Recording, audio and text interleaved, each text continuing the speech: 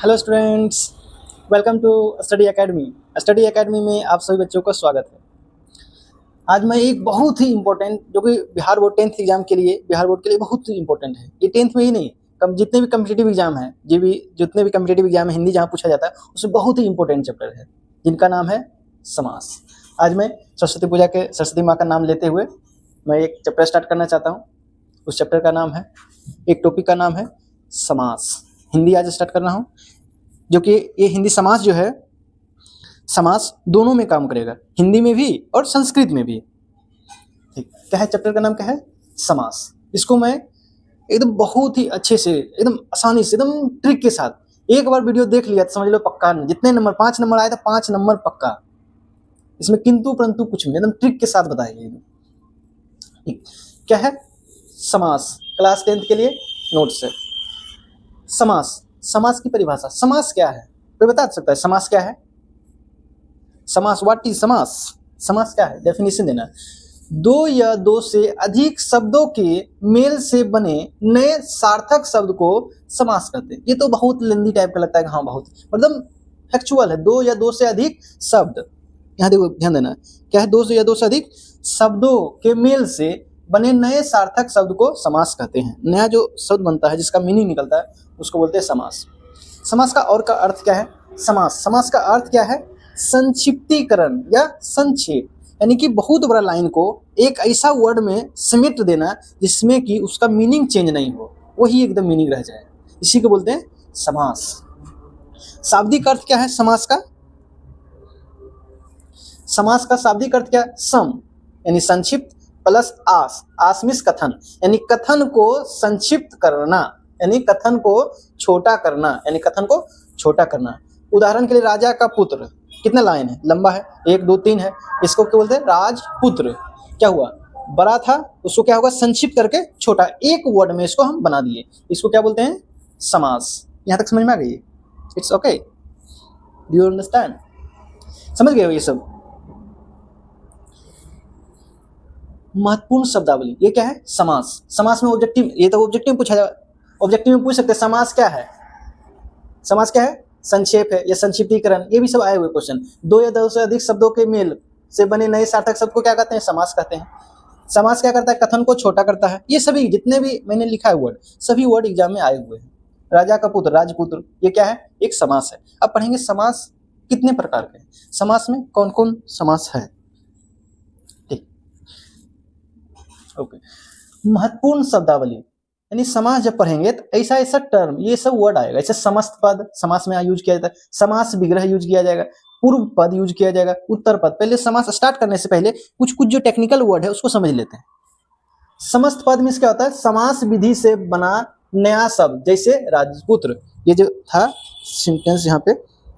ठीक, राजा का पुत्र, राजपुत्र, यानी समस्त पद क्या है? राजपुत्र, यानी समस्त पद, यानी समास विधि से बना नया शब्द, उसको बोलते हैं समस्त पद। समास विग्रह, समस्त पद को वापस अलग अलग करने की प्रक्रिया को क्या बोलेंगे? समास विग्रह। जैसे ये क्या है? समास विग्रह। ये क्या है? समस्त पद। ये क्या है? समस्त पद। ये क्या है? समास विग्रह। पूर्व पद, पूर्व मीन्स पहला, पहला पद। उत्तर पद, उत्तर मीन्स बाद या दूसरा पद। ठीक, यहाँ तक कोई दिक्कत समझ में नहीं है?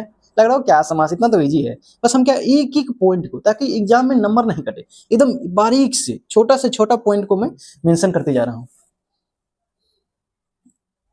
ठीक, अब समास के भेद, समास के प्रकार। मुख्य रूप से समास कितने प्रकार के हैं? 6 प्रकार के। कौन कौन? अव्ययी भाव, तत्पुरुष समास, कर्मधारय समास, द्विगु समास, द्वंद्व समास, बहुब्रीहि समास। मैं क्या इसको इतना अच्छे से पढ़ाऊंगा, इतना ट्रिक से पढ़ाऊंगा, कोई जरूरत नहीं, एकदम बहुत ही आसान से याद हो जाएगा। देखना है, उसके बाद कमेंट करके बताना है कि कैसा लगा वीडियो। ये सब देख तो लेते हो, मुझे बताते नहीं कि वीडियो कैसा लगा। अच्छा लगा तो अच्छा बताओ, खराब है खराब, और क्या है इसमें, क्या मतलब कोई नहीं समझ में आया, वो सब बताना है। ठीक है, तो इसी तरह से जितना भी हिंदी ग्रामर का जितना भी आएगा, ऐसा ऐसा जैसे हिंदी, ये हिंदी में भी आएगा और संस्कृत में भी आएगा, इसलिए मैं ये पढ़ाऊंगा। मुख्य रूप से समास के 6 भेद हैं: अव्ययी भाव, तत्पुरुष समास, कर्मधारय समास, द्विगु समास, द्वंद्व समास, बहुब्रीहि समास। कौन कौन? याद करना, अव्ययी भाव, तत्पुरुष, कर्मधारय, द्विगु, द्वंद्व और बहुब्रीहि। जैसे याद किए हैं, जैसे लिखे हैं, सीरियल याद रखना है। उसके फायदा होगा, उससे ट्रिक में बहुत सहूलियत होगी, बहुत आसान हो जाएगा। अवयवी भाव, एक नंबर में क्या है? अवयवी भाव। पहचानने का तरीका, क्योंकि हम सबको ऑब्जेक्टिव एग्जाम में क्या ऑब्जेक्टिव पूछेगा, इसीलिए हम कैसे ऑब्जेक्टिव दिया रहेगा उसको कैसे पता करेंगे, इस परिभाषा में लिखा है अवयवी भाव, वैसा शब्द जिसका पहला पद प्रधान होता हो। क्या है? पहला पद प्रधान हो, उसको क्या बोलेंगे? अवयवी भाव। देखो याद करना है कि पहले नंबर में हम क्या याद करवाए हैं? अवयवी भाव को। पहले नंबर में अवयवी भाव, तो पहला पद प्रधान होगा, इसका पहला पद प्रधान होगा। वह अक्सर उपसर्ग यानी प्रीफिक्स या अव्यय होता है। पहला शब्द जितना भी है अव्यय भाव समास में क्या है? पहला पद प्रधान होता है, उसका महत्व ज्यादा होता है। और वह अक्सर क्या है? उपसर्ग यानी प्रीफिक्स, इंग्लिश में प्रीफिक्स बोलते हैं, याद रखने के लिए दे दिया इंग्लिश में, उपसर्ग होता है या अव्यय। याद करने का जिस क्या है, इसको याद करना है तो अव्ययी भाव में क्या है? पहला पद क्या होगा? अव्ययी, पहला अव्यय, अ द ब य य। इसी के नाम से पता चल जाता है, ये क्वेश्चन पूछा गया है कि पहला पद क्या होता है? शुरू वाला जो होता है अव्यय होता है, और क्या हो सकता है? उपसर्ग हो सकता है। अभी एग्जांपल लेंगे तो और समझ में आएगा। उपसर्ग हो सकता है। पहला पद क्या है? प्रधान होगा, उसका महत्व ज्यादा रहेगा। 1 2 3 बस। कोई तो एग्जाम में बहुत जगह क्या है, एक ही पद पढ़ा दिया जाता है कि पहला पद प्रधान होता है, उसको बोलते हैं अव्ययी भाव। नहीं, मैंने टोटल जितना आ सकता था, जितना एग्जाम में क्वेश्चन बना सकता है, सभी को निचोड़ दे दिया है कि पहला पद प्रधान होता है, ठीक। और वह अक्सर उपसर्ग किसको बोलते हैं? किसी शब्द के आगे जुटकर एक नया शब्द बनाता है, उसको क्या बोलते हैं? उपसर्ग। तो उपसर्ग हो गया। अव्यय होता है, जैसे अनु, अव्यय का कौन सा होगा? अनु हो सकता है, आ हो सकता है, प्रति हो सकता है, भर हो सकता है, यथा हो सकता है, हर हो सकता है, इत्यादि। अभी थोड़ा कम समझ में आया, लास्ट में क्या है इसको तो बहुत ही अच्छे तरीके से शॉर्ट में बता रहा हूं, अभी थोड़ा डिटेल में हर एक पॉइंट को बता रहा हूं। ट्रिक, इसका ट्रिक क्या है? शब्द की शुरुआत में उपसर्ग लगा होता है, बस सिंपल पता कर लेंगे कि शुरू में क्या है? उपसर्ग लगा रहेगा। अब देखते हैं समस्त पद और विग्रह। पहले एग्जांपल से समझते, इतना जो समझाएं अब एग्जांपल। यथा शक्ति, क्या है? यथा शक्ति, शक्ति के अनुसार। अब देखो तो क्या है? यो थो में आकर यथा प्लस शक्ति, ठीक। यथा को कोई मीनिंग है नहीं, मगर शक्ति का मीनिंग है। शक्ति में यथा उपसर्ग जुट जाने से ये क्या बन गया? यथा शक्ति, यथा शक्ति बन गया। वही प्रतिदिन,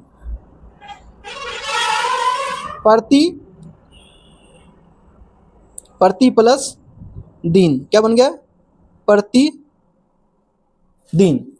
प्रतिदिन हो गया। आजीवन, आ इसमें कौन सा उपसर्ग? आग प्लस जीवन, आजीवन।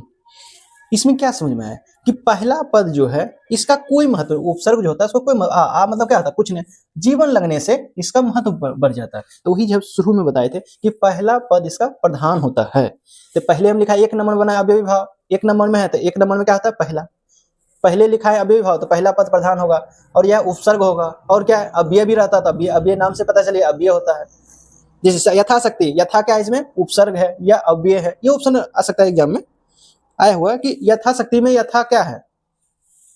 अति संधि है, अति सर्वनाम है, विशेषण है, अव्यय है, अव्यय हो जाएगा इसमें। प्रतिदिन में प्रति क्या है? अव्यय हो सकता है, उपसर्ग है। प्रतिदिन क्या हो गया? अव्ययी भाव। दूसरा है तत्पुरुष समास। 2 नंबर में लिखा है, दूसरा नंबर में इसका दूसरा पद प्रधान होगा। पहला में लिखा है अव्ययी भाव, पहला में अव्ययी भाव तो पहला पद प्रधान। दूसरा में लिखा है तत्पुरुष, तो दूसरा पद प्रधान। दूसरा पद को ही उत्तर पद बोलते हैं, प्रधान होता है। दोनों पदों के बीच का कारक चिन्ह जैसे का, के, की, में, पर, से के लिए गायब हो जाते हैं। से कारक चिन्ह कितने हैं? कर्ता ने, क्रम को, करण से, संप्रदान को के लिए, अपादान, संबंध का के, ये सब है। यही सब इसमें बोला जाता है आगे पर, इसे तो इसमें लिखा ही नहीं, जरूरत नहीं है। इसलिए लिखा है तत्पुरुष कितने हैं? तो तत्पुरुष 6 प्रकार का बताया जाता है। क्यों? कर्ता, करण तत्पुरुष समास, संबंध तत्पुरुष समास, अपादान तत्पुरुष समास। ये जो कारक चिन्ह जो कारक चिन्ह पढ़ाएंगे अभी, तो कारक चिन्ह जो होता है उसी के अनुसार तत्पुरुष को 6 भागों में बांटा जाता है। ये तो समझ लो, हटा देते हैं उसको। तत्पुरुष समास पहचान क्या है? दूसरा पद, यानी दूसरा नंबर में तत्पुरुष लिखा है तो दूसरा पद क्या है? प्रधान होगा। दूसरा पद प्रधान होगा। दोनों पदों के बीच का जितना कारक चिन्ह है, वो सभी का क्या है? गायब हो जाता है। ट्रिक क्या है, विग्रह करने पर बीच में कारक चिन्ह आता है, यानी उसको विग्रह करते हैं, तोड़ते हैं तो बीच में क्या है, कारक चिन्ह आएगा। राजपुत्र समस्त पद, विग्रह कर रहे क्या है, राजा का पुत्र, देखो काया ना इसमें लिखा थे, का के की में पर ये सभी, राजपुत्र राजा का पुत्र, गौशाला गौ यानी गाय के लिए शाला, रोग मुक्त रोग से मुक्त, घुड़सवार घोड़े पर सवार, इसके लिए क्या हो गया, दूसरा पद प्रधान हो गया। कर्मधारय पहचान क्या है, उसका उत्तर पद प्रधान होता है, दोनों पदों के बीच में ऐसे इसको चुनना है कि क्या कर्मधारय क्या है, वैसा शब्द जो एक दूसरे की विशेषता बताता है, विशेषण विशेष, दोनों पदों में विशेषण विशेष हो सकता है ऑब्जेक्टिव में आए तो तीसरे लिख दिए, मोड़ याद करना ऐसे नहीं, कर्मधारय समास में याद करना है कि दोनों पदों में विशेषण विशेष यानी विशेषण एडजेक्टिव, विशेष नाउन या उपमा उपमेय, देखो हिंदी में एक साथ साथ इंग्लिश लिख दो, उपमा उपमेय मतलब कंपैरिजन का संबंध होता है, विग्रह करने पर जो या के समान आता है, विग्रह करते हैं इसको तोड़ते हैं तो क्या आता है, जो है जो और के समान, कंपैरिजन में। कर्मधारय समास, कर्मधारय समास में क्या होगा, एक दूसरे के पीछे काला चेहरा, चेहरा क्या है, काला है, उसको विशेषता बता रहा है, विशेषण चंद्रमुख रे क्या है, चंद्रमुख, नील कमल, कमल कैसा है, नीला, कमल का क्या है, विशेषता बताया जा रहा है।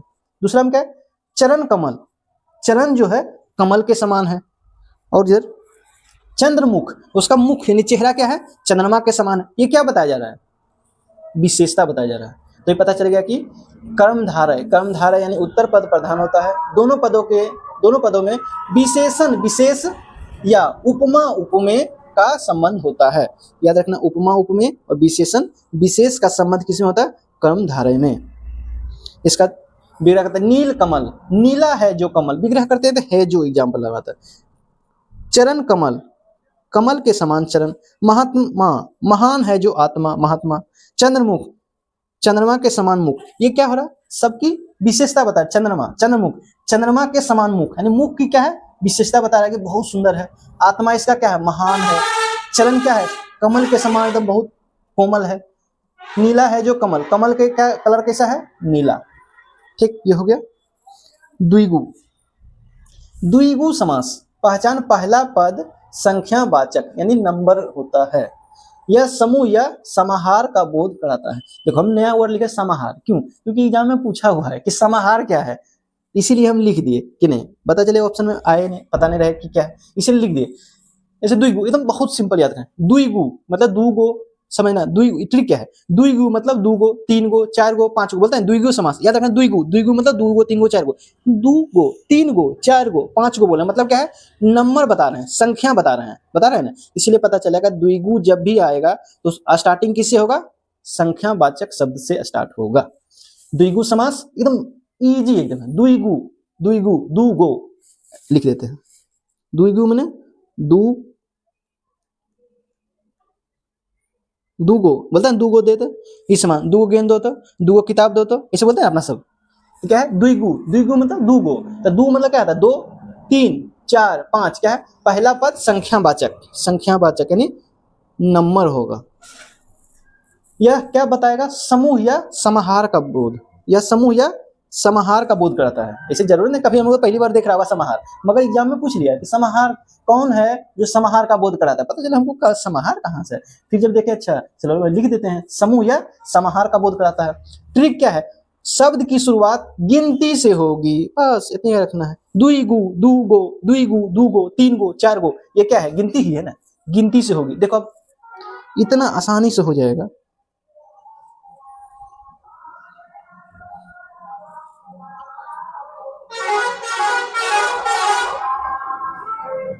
ठीक, चौराहा, चार राहों का समूह, चौराहा देखा हो ना, रोड पे है, इस टाइप के चौराहा किसको बोलते हैं, इधर गाड़ी इधर से भी आएगी, यहाँ से इधर घूर जाएगा, गोलंबर जिसको बोलते हैं, गोलंबर इधर से इधर जा रहा है गाड़ी, यानी इधर से गाड़ी आए इधर से घूर के इधर जा सकता है, इधर से गाड़ी आए इधर से घूर के इधर जा सकता है, इधर से गाड़ी आए इधर से घूर के इधर जा सकता है, कैसू जा सकता है, यानी कि चार राहों का समूह चौराहा। नवरात्र, 9 रातों का समूह, नवरात्रि पढ़ते हैं ना, नवरात्रि, नवरात्रि हिंदी वर्ड, संस्कृत वर्ड है नवरात्र, नवरात्र 9 रातों का समूह, नवरात्रि करते हैं, दुर्गा माँ की पूजा करते हैं, नवरात्र। नव मतलब 9, चौराहा, चौ माने 4, 4 नव माने 9, तिरंगा 3 रंग का तिरंगा, शताब्दी यानी 100, सब 100 साल का समूह। याद हुआ कि द्विगु, दुगो जितना होगा शब्द वो सभी क्या है, पहला वर्ड संख्यावाचक होगा, संख्या बताएगा, इसी को बोलेंगे द्विगु। याद हुआ, द्विगु यानी कि दूगो, द्विगु से दूगो, ऐसे जैसे बोले उसे याद रखो, अपना लोकल भाषा वाला ट्रिक है। द्विगु मतलब दूगो, यानी शुरू में क्या होगा, संख्यावाचक स्टार्ट होगा। यह क्या है, समूह या समाहार का बोध कराता है। बस खत्म हो गया। द्वंद्व, द्वंद्व दोनों पद प्रधान हो, दोनों पद प्रधान हो, दोनों एक दूसरे के विपरीत या एक दूसरे के पूरक हो। ध्यान रखना क्या है, दोनों एक दूसरे के विपरीत या पूरक होना चाहिए। एगो रहेगा तो एगो बिना एगो नहीं। पूरक मतलब क्या होता है, एक रहेगा तो इसे होता है पूरक कोण किसको बोलते हैं, दोनों कोण मिलाकर 90 डिग्री, एक कोण 50 है दूसरा कोण 40, यानी दोनों पूरक है। ये नहीं रहेगा तो उसका अस्तित्व खत्म हो जाएगा, इसे बोलते हैं पूरक।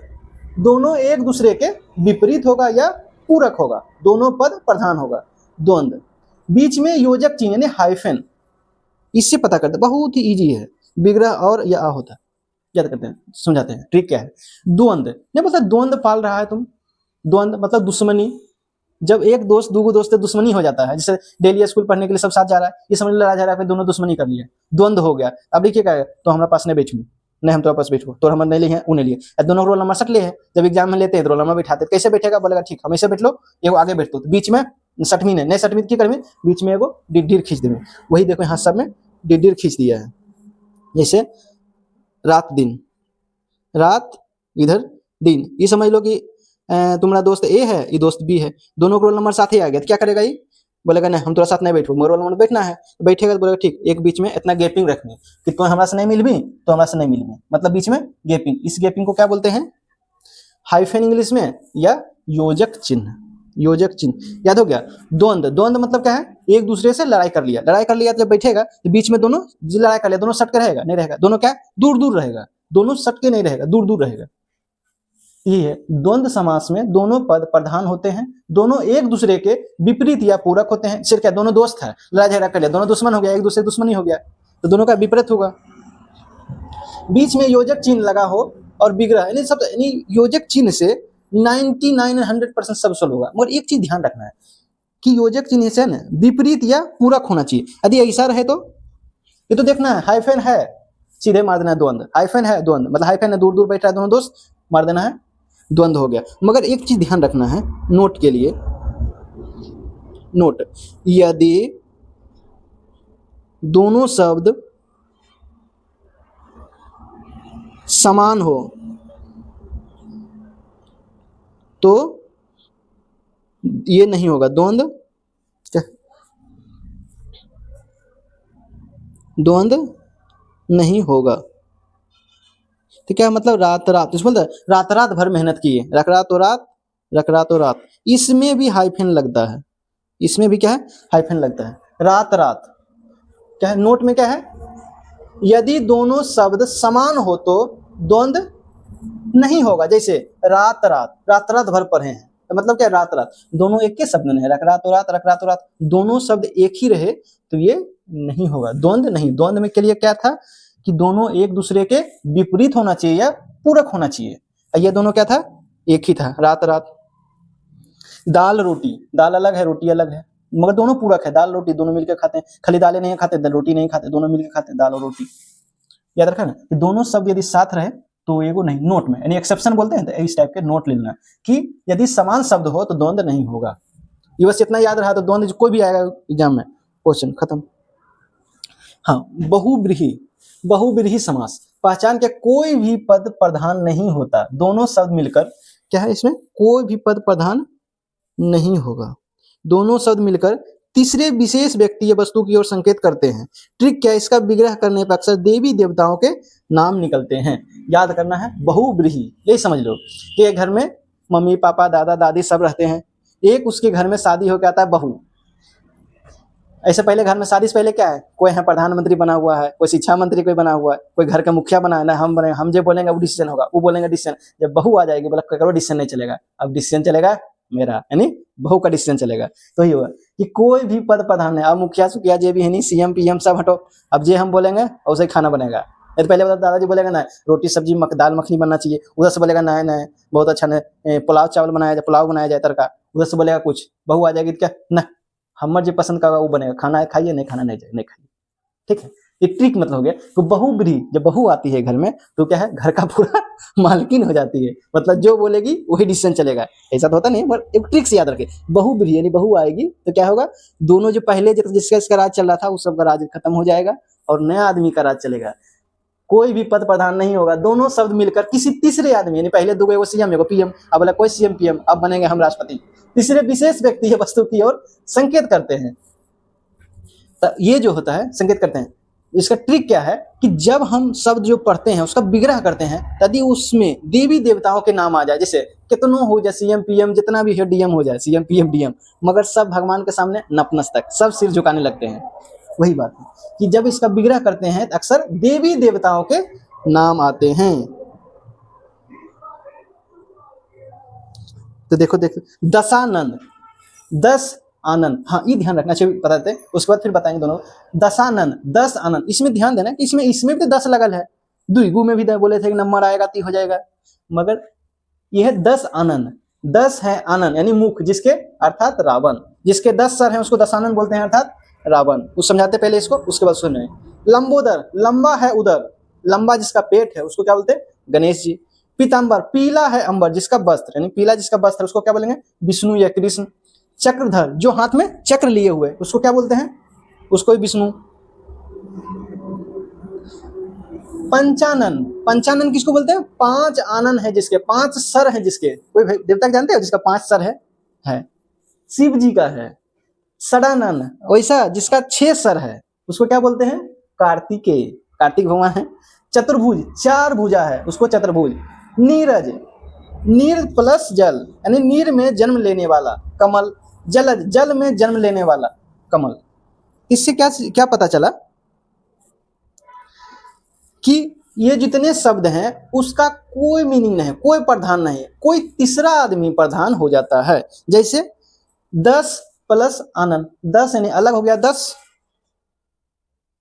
प्लस नो, ना ही प्रधान ना ही प्रधान, एक पुतहिया जो है बहू वो प्रधान। कौन है 10 आनंद वाला, कौन है, रावण।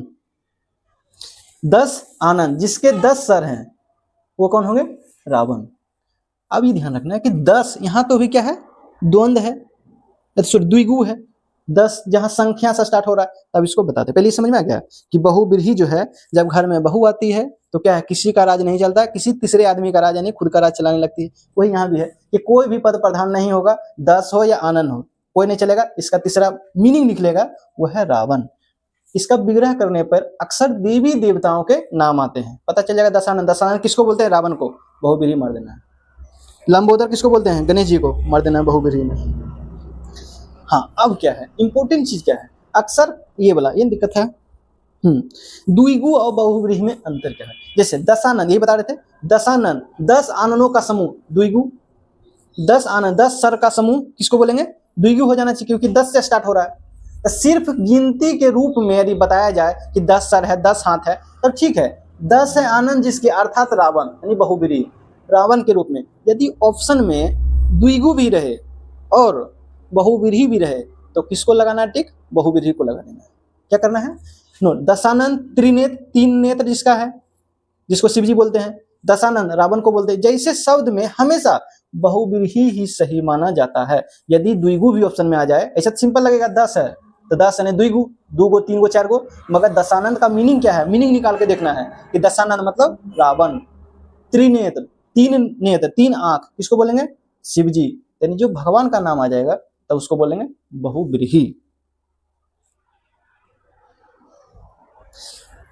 कर्मधारय, कभी कभी क्वेश्चन क्या है, कर्मधारय और बहुब्रीहि में डाउट हो जाता है क्वेश्चन कि दोनों में से कौन टिक लगाए। नीलकंठ, नीला है जो कंठ, नीला है जो कंठ कर्मधारय। अगर सिर्फ गले की विशेषता, गला का विशेषता बताया जा रहा है, नीला है जो कंठ, नीलकंठ, तो क्या होगा, कर्मधारय। या ऐसे लिखा था, नीला है कंठ जिसका, अर्थात शिव जी, शिव जी का नीला कंठ है तो बहुब्रीहि हो जाएगा। यदि भगवान शिव की बात हो तो वो क्या हो जाएगा, बहुब्रीहि। नोट, परीक्षा में यदि दोनों विकल्प हो तो क्या है, बहुव्रीहि को टिक लगा देना है। अब इसको तो बहुत ही आसान से फिर से 2 मिनट रिकैप करके समझा देता हूं। ठीक, पहला नंबर में क्या बताए थे, याद कराए थे, अवयवी भाव। पहला में अवयवी भाव, तो पहला पद प्रधान होगा। ठीक, अवयवी भाव में क्या है, पहला पद क्या होगा, अव्यय होगा। पहला पद क्या होगा, अव्यय होगा। पहला पद प्रधान होगा। अव्यय के साथ साथ पहला पद क्या है, उपसर्ग होगा।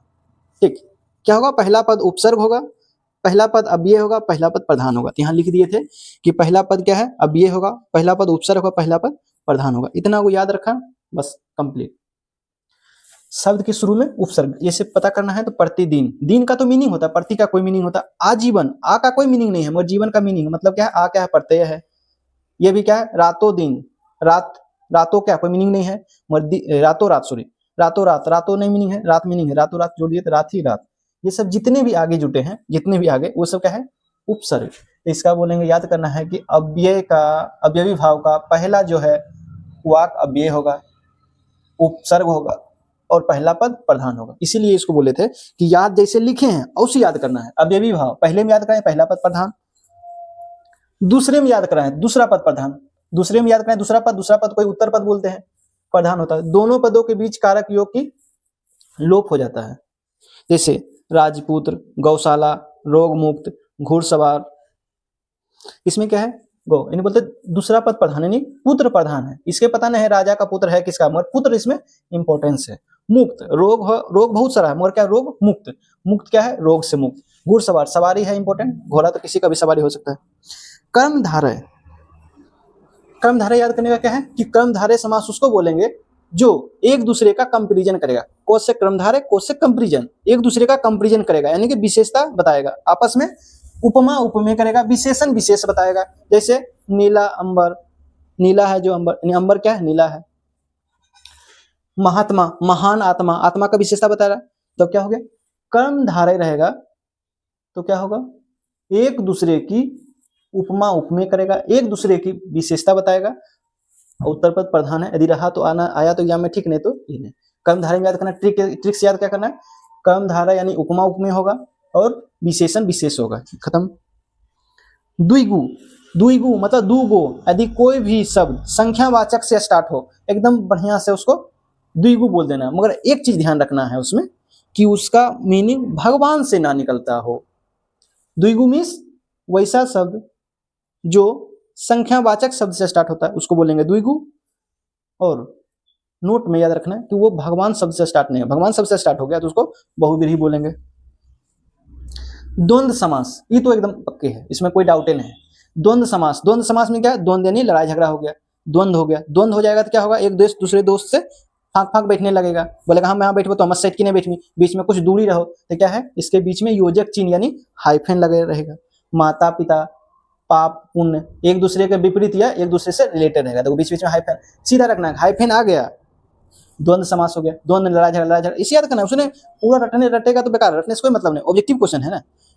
तो ऑब्जेक्टिव क्वेश्चन के लिए क्या है, द्वंद्व समास। द्वंद्व समास का मतलब क्या हो गया, द्वंद्व लड़ाई झगड़ा हो गया, लड़ाई झगड़ा हो गया तो क्या करना है कि दोनों को एक दूसरे को साथ नहीं बिठाना है, बिठाएंगे तो क्या करेंगे, बीच में गैपिंग छोड़ देंगे, यानी हाइफन डाल देंगे या योजक चिन्ह डाल देंगे, कंप्लीट।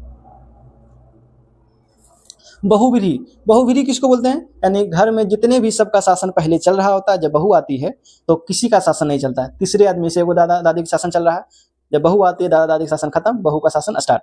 इसका मतलब हो गया कि पहले जो दो पद होता है, पहला पद दूसरा पद, किसी कोई भी पद प्रधान नहीं होगा, दोनों शब्द मिलकर किसी तीसरे विशेष व्यक्ति या वस्तु की ओर संकेत करते हैं। इसका विग्रह करने पर अक्सर देवी देवताओं के नाम आते हैं। क्या है, देवी देवताओं के नाम। देवी देवता के आगे कोई बड़ा है, कुछ नहीं। कोई बोलेगा हम सीएम है, पीएम है, डीएम है, कोई रहेगा, कोई नहीं रहेगा। इसी तरह से दशानन, 10 हैं जिसके सर, दशन रावण, लंबा है उधर लंबा पेट जिसका, गणेश जी। पीताम्बर, पीला है जिसका वस्त्र, विष्णु या कृष्ण। चक्रधर, चक्र हाथ में लेने वाले कौन, विष्णु। इस याद रखना, थोड़ा सा अलग है जो कि बहुत कम देखने को मिलता है। पंचानन, 5 आनन है जिसके, शिव जी, 5 सर। षडानन, 6 सर हैं जिसके, कार्तिक। चतुर्भुज, 4 भुजा है विष्णु जी के। नीरज, नीरज यानी नीर माने जल, नीरज, नीरज यानी जल में जन्म लेने वाला, कमल। जलज, जल में जन्म लेने वाला जल में जन्म लेने वाला कमल। कैसा लगा वीडियो? थोड़ा सा लंबा भी हुआ होगा, मतलब बहुत ही आराम से सिस्टमेटिक उसको देखना है, नोट बनाने की जरूरत नहीं है, पीडीएफ ग्रुप में हम पीडीएफ भी डाल देंगे, ठीक है। और उसको बताना है कि समझ में आया कि नहीं, कैसा लगा वीडियो, समझ में तो आ ही जाना चाहिए, कैसा लगा वीडियो।